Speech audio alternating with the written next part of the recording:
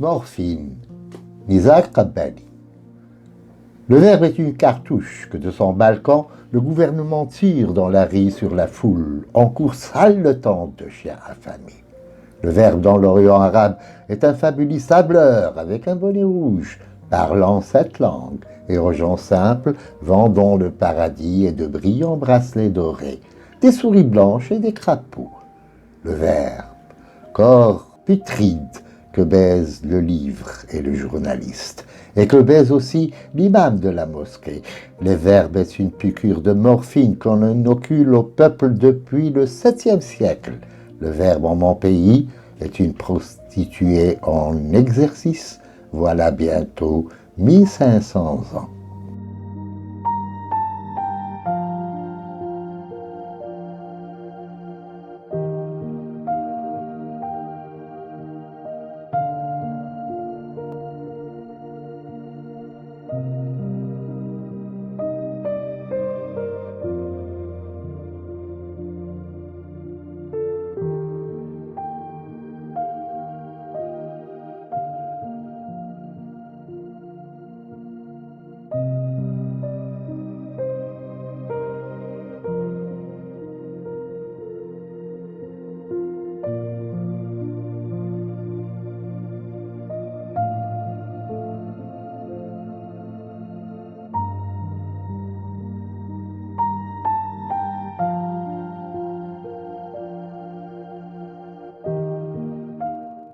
اللفظة طابة مطاط يقذفها الحاكم من شرفته للشارع، ووراء الطابة يجري الشعب ويلهث كالكلب الجائع.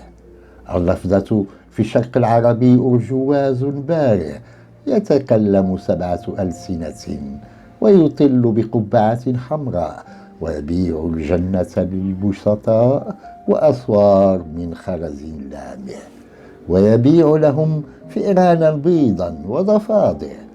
اللفظة جسد مهتلي ضاجعه كتاب والصحفي وضاجعه شيخ الجامع.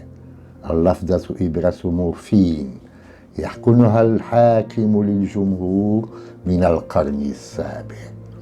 اللفظة في بلدي امرأة تحترف الفحش من القرن السابع.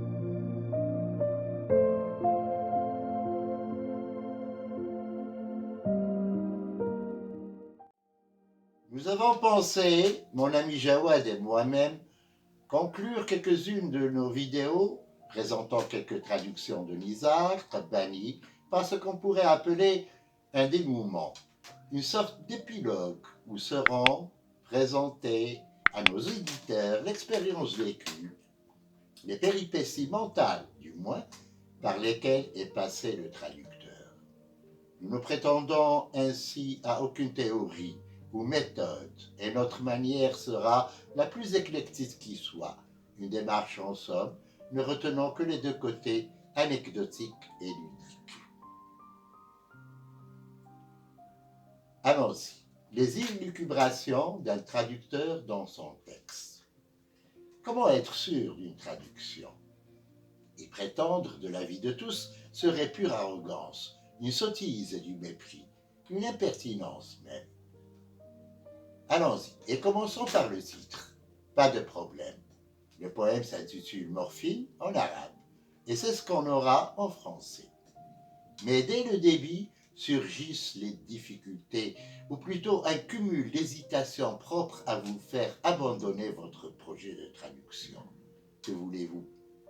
Il en est ainsi, comme si le texte se refuse pour devenir page blanche que sa blancheur défend. Et voilà le traducteur pris d'assaut par le doute, assailli qu'il est par les incertitudes, les appréhensions et surtout la crainte du mal dire. Nizar commence son court poème par le terme arabe lafza, déterminé avec l'article al-lafza, terme qui constitue le thème même du poème, un terme polysémique et que peut remplacer en langue française mots ou bien paroles, en passant par langue ou langage, pour signifier également propos ou discours. Je vous avoue qu'au début, je n'avais nullement pensé au mot le verbe. Et ce n'est qu'une fois la traduction terminée qui s'est imposée.